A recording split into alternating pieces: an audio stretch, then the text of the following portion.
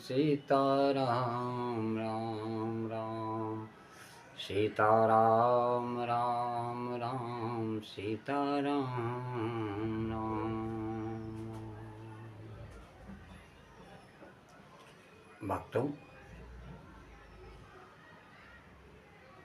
हमारे सनातन धर्म की विशेषता यह है कि यहाँ हर पर्व, हर स्थान और परंपरा के पीछे एक गहन आध्यात्मिक रहस्य छिपा हुआ है। जब भी हम गया नगरी का नाम सुनते तो पितरों की मुक्ति का स्मरण अपने आप हो जाता है। लेकिन क्या आप जानते हैं कि यह मोक्ष धाम कैसे बना? इसके पीछे छुपी हुई है एक अत्यंत अद्भुत और प्रेरणादायक कथा। दैत्य कुल में जन्मे उस महापुरुष की कथा जिसे संसार गयासुर के नाम से जानता है। दैत्य कुल नाम सुनते ही मन में आतंक, पाप और अत्याचार की छवि आती है। लेकिन जिस प्रकार कीचड़ में कमल खिलता है, उसी प्रकार दैत्य वंश ने भी इस सृष्टि को महान भक्त और धर्मात्मा दिए, जैसे भक्त प्रहलाद और बलि। इन्हीं भक्तों की श्रेणी में एक और पावन नाम आता है गया, जिसे गयासुर भी कहा गया।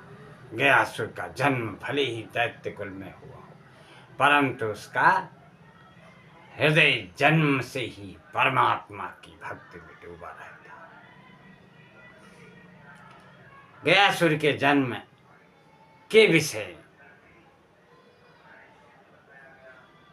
में अनेक मत प्रचलित है। सनत कुमार और देवर्षि नारद के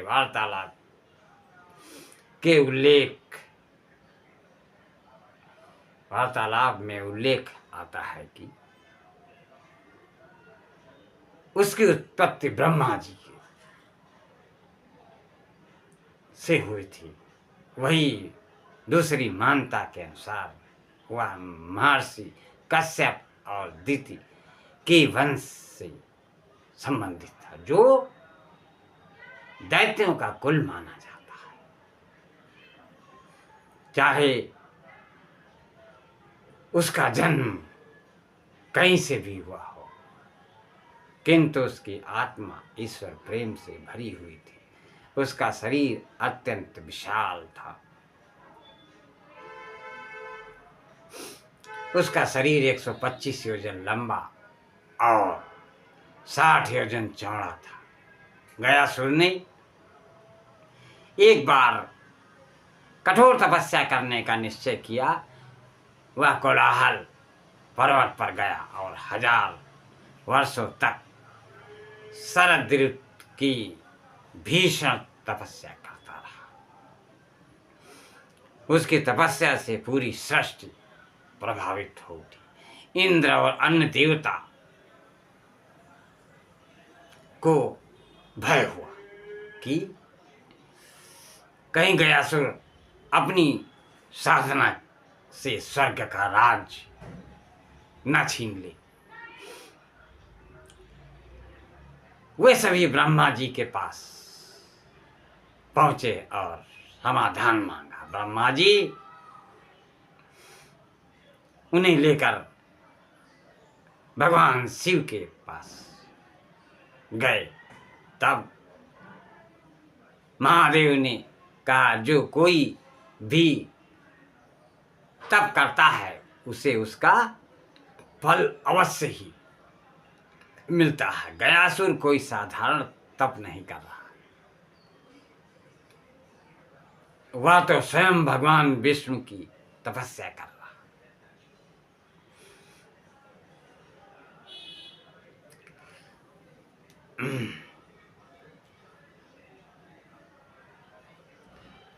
अतः हमें नारायण से ही उपाय पूछना होगा। तब ब्रह्मा शिव और सभी देवता मिलकर श्री हरि विष्णु के पास पहुंचे। भगवान विष्णु ने उनका स्वागत किया और आश्वस्त किया कि गयासुर स्वर्ग का राज्य नहीं प्राप्त करेगा, किंतु उसकी तपस्या से प्रसन्न होकर वे उसे दर्शन देंगे। फिर श्री हरि गयासुर के समक्ष प्रकट हुए। पूछा, हे गयासुर, तुमने इतनी घोर तपस्या किस कारण से की? गयासुर ने विनम्र भाव से उत्तर दिया, प्रभु, मेरे तप का एकमात्र उद्देश्य आपके दर्शन ही थे, मुझे और किसी वस्तु की चाह नहीं है।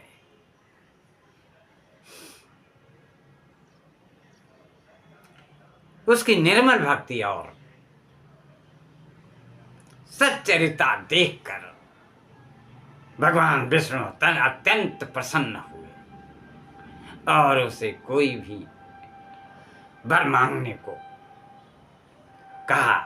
अब गयासुर के मन में विचार आया, मैं अपने लिए क्या मांगू?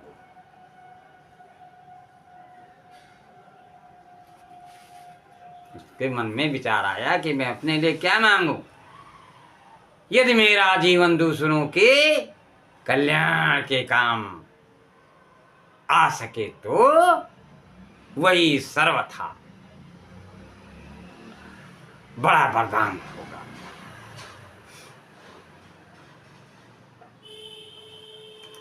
यही सोचकर उसने कहा, हे सर्वेश्वर, यदि आप मुझे कुछ देना ही चाहते हैं तो यह आशीर्वाद दीजिए कि मेरे दर्शन मात्र से ही कोई भी जीव मोक्ष प्राप्त कर ले।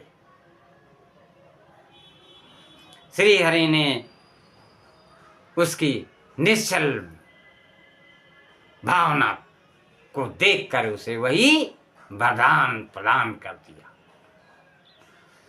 अब स्थिति ऐसी हो गई कि जो भी प्राणी गयासुर को देखता वह तुरंत वैकुंठ चला जाता।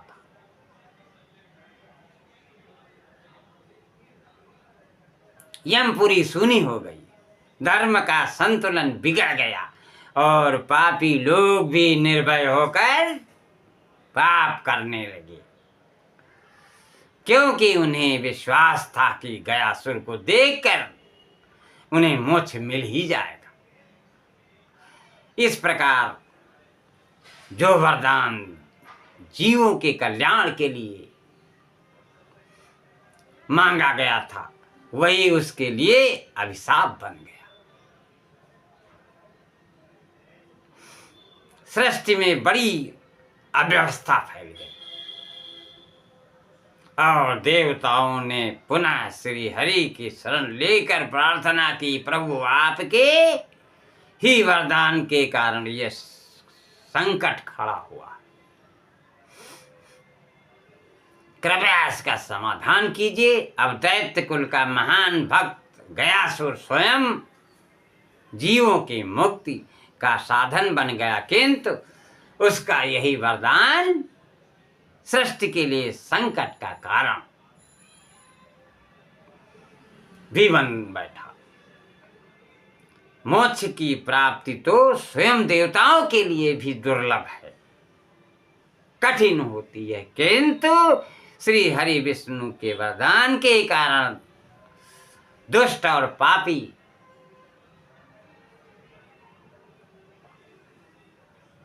कि भी केवल गयासुर के दर्शन मात्र से मोक्ष प्राप्त कर रहे हैं।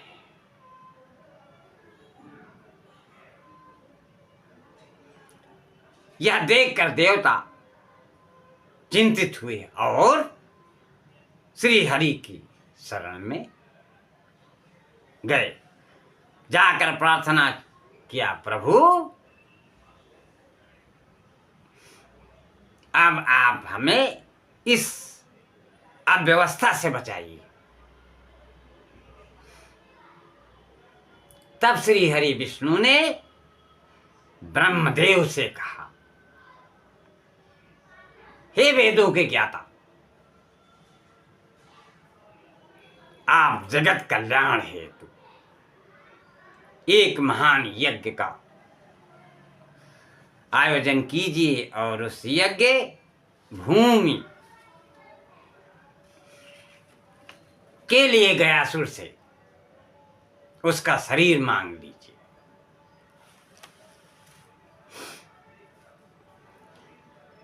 इसी प्रकार सृष्टि के भले के लिए गयासुर ने जो वरदान मांगा है,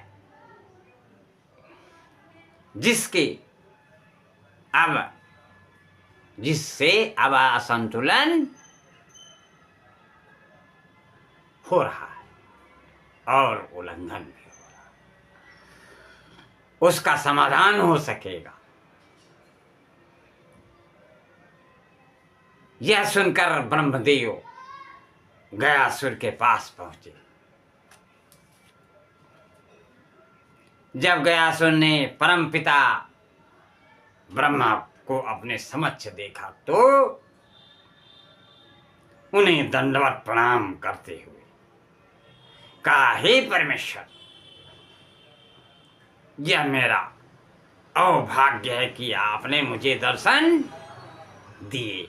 आपके दर्शन के लिए तो देवताओं को भी घोर तप करना पड़ता है।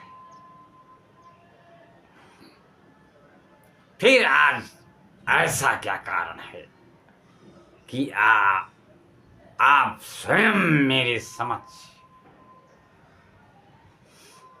उपस्थित हुए? ब्रह्मदेव मुस्कुराकर बोले, हे भक्त श्रेष्ठ, श्री हरि की इच्छा है कि पृथ्वी पर एक ऐसा यज्ञ हो जैसा कि आज तक न हुआ है और न भविष्य में होगा। उनकी इच्छा है कि उस यज्ञ का संचालन मैं स्वयं करूं, किंतु इसमें बड़ी अड़चन है और उसे केवल तुम ही दूर कर सकते हो।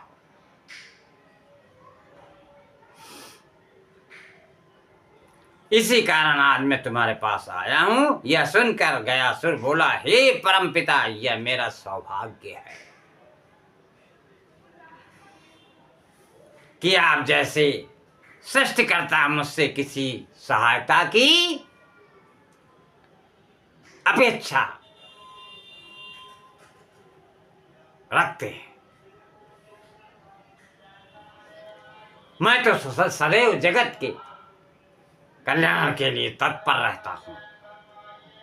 आपने जिस यज्ञ की इच्छा प्रकट की है वह निश्चय ही सफल होगा और समस्त संसार को सुख प्रदान करने वाला होगा। अतः उसका आयोजन अवश्य होना चाहिए, किंतु कृपया मुझे बताइए कि उसमें अड़चन क्या है।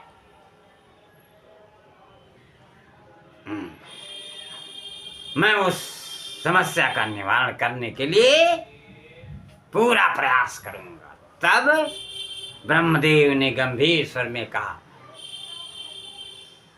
गयासुर, वह यज्ञ भूमि पर होगा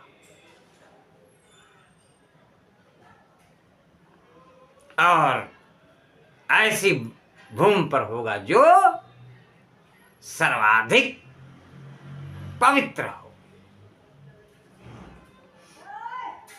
ऐसी भूमि जो ना गंधर्वों ना देवताओं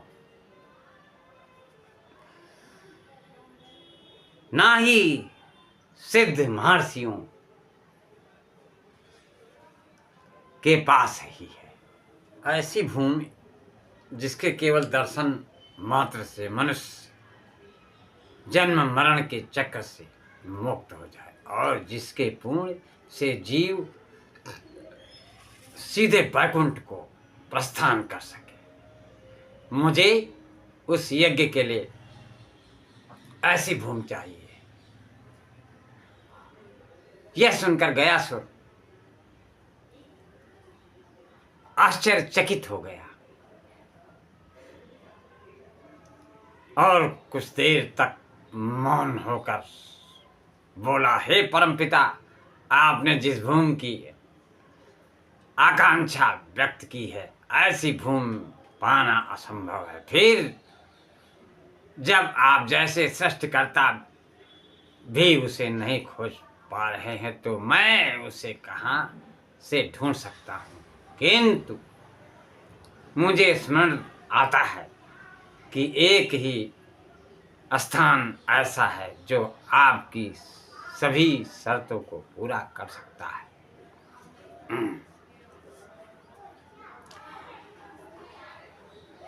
और वह है मेरा शरीर। श्री हरि के आशीर्वाद से जो कोई भी मेरे शरीर के दर्शन करता है वह मुक्त हो जाता है। अतः उस यज्ञ भूमि हेतु मैं अपना शरीर समर्पित करता हूं। आप निश्चिंत होकर मेरे शरीर पर यज्ञ संपन्न करें। गयासुर के त्याग और निस्वार्थ भाव को देखकर ब्रह्मदेव अत्यंत प्रसन्न हुए और बोले, हे गयासुर, तुम वास्तव में भक्तों में श्रेष्ठ हो। अपने शरीर का इस प्रकार दान देना हर किसी के लिए संभव नहीं है। तुम्हारे इस महान त्याग के कारण तुम्हारा नाम महर्षि दधीच के समान श्रद्धा और आदर से लिया जाएगा।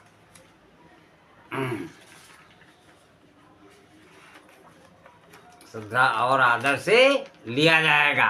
तुम्हारे शरीर पर संपन्न होने वाले यज्ञ तीनों लोकों में अद्वितीय होगा। यह कहकर ब्रह्मदेव यज्ञ की तैयारियों हेतु तो अपने लोक को लौट गए। इधर ब्रह्मदेव द्वारा अपने शरीर का दान मांगे जाने के पश्चात गयासुर दक्षिण पश्चिम दिशा पृथ्वी पर गिर पड़ा। उसके चरण दक्षिण दिशा को और सिर पश्चिम दिशा की ओर कोलाहल पर्वत पर जा टिका। इस प्रकार 125 योजन लंबे और 60 योजन चौड़े गयासुर के विराट शरीर पर ब्रह्मदेव स्वयं यज्ञ करने को विराजमान हुए। जैसे ही यज्ञ आरंभ हुआ, गयासुर का विशाल शरीर हिलने लगा। तब ब्रह्मदेव ने अपने तेज से 40 ऋतुजों यज्ञ करने वाले पुरुषों मतलब यज्ञ करने वाले पुरुषों को उत्पन्न किया और उन्हें भी गयासुर के शरीर पर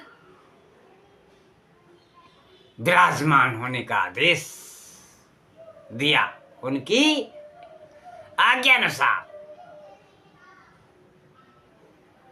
वो 40 यज्ञ करने वाले पुरोहित भी बैठ गए, किंतु उसका शरीर फिर भी हिलता रहा। अब ब्रह्मदेव ने सभी देवताओं को गयासुर के शरीर में विराजमान होने के लिए आग्रह किया ताकि उसका शरीर स्थिर हो सके। किंतु सभी देवताओं के बैठने के बाद भी गयासुर का शरीर लगातार हिलता ही रहा। तब ब्रह्मदेव ने धर्मराज से कहा, आपके लोक में जो महान शिला है, जो वास्तव में धर्मव्रता है, उसे लाकर गयासुर के शरीर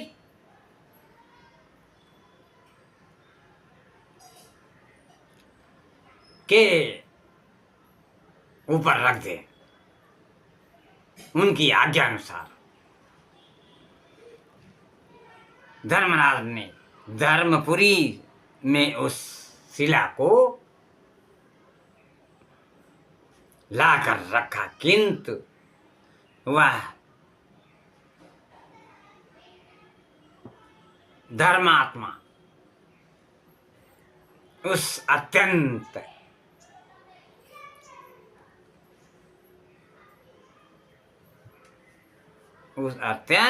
कौन सी धर्म राज, यमराज की एक धर्म परायणा और तपस्विनी पुत्री थी,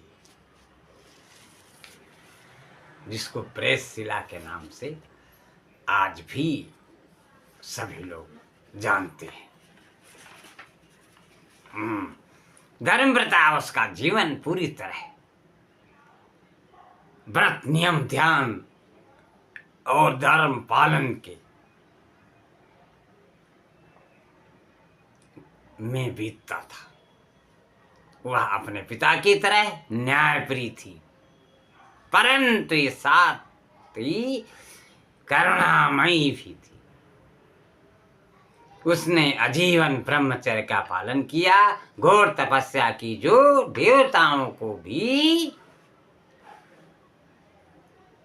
प्रिय लगी और देवताओं की वो प्रिय बन गई। उसका संकल्प कि वह अपना जीवन केवल धर्म की रक्षा कर और लोक कल्याण के लिए समर्पित करेगी, और उसने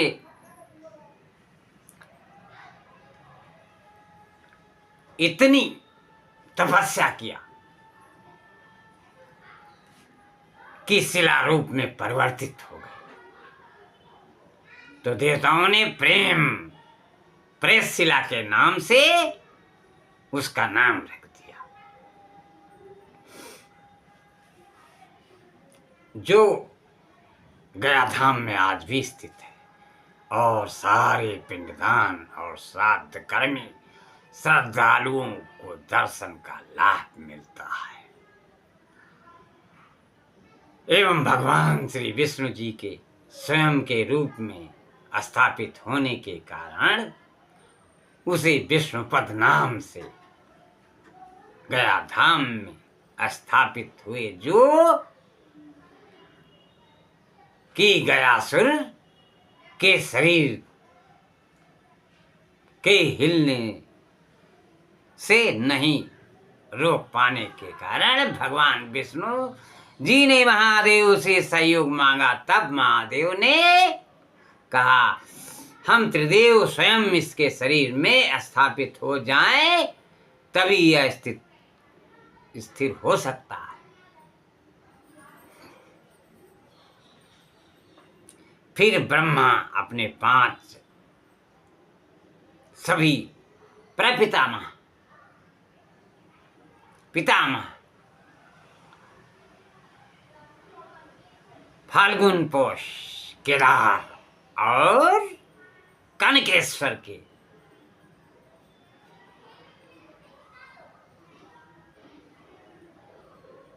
गयासुर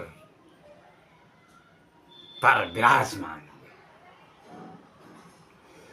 श्री हरि अपने तीनों रूपों जनार्दन, पुंडरीक और गदाधर में वहां विराजे।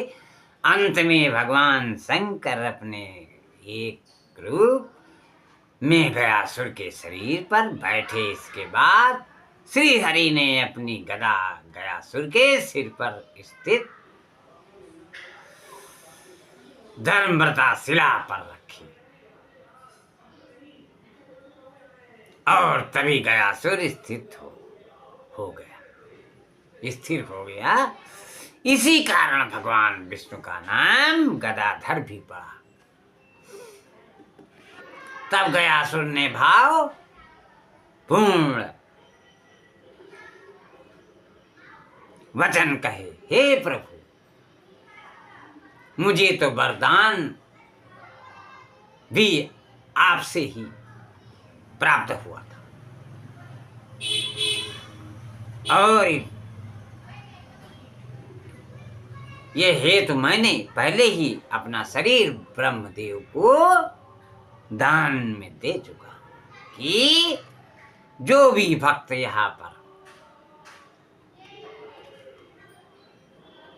सच्चे मन से अपने पितरों की पूजा करेगा, उसके पितरों का कल्याण होगा और मोक्ष को प्राप्त होगा। तो भक्तों, त्रिदेवियों को स्थापित होने के लिए आग्रह किया व्यासुर ने कि जब तक ये संसार रहेगा तब तक आप लोग मेरे शरीर के ऊपर विराजमान रहेंगे और लोगों का कल्याण करेंगे। जो लोग गया धाम में आएंगे अपने पितरों का साथ तर्पण गया करने के लिए, उनको आप सीधे मोक्ष का फल प्राप्त कराएंगे। इसीलिए गया धाम आज बहुत मशहूर है और देश विदेश से भी लोग आते हैं अपने पितरों का गया श्राद्ध करने के लिए गया धाम। और बहुत रमणीक स्थान है।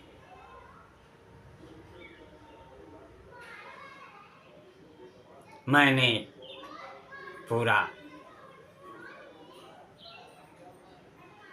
घूमने के पश्चात, कथा समझने के पश्चात ये कथा आप लोगों के संज्ञान हेतु इस चैनल के माध्यम से प्रस्तुत कर रहा हूँ। कृपया पूरा सुनिएगा और सब्सक्राइब करिएगा, सदस्यता ग्रहण करिएगा। इसी तरह के नए नए आप लोगों को वीडियो के माध्यम से अपने चैनल से नए नए कथाओं से आप लोगों को पसंद रखने की कोशिश करूं। बोलिए गया धाम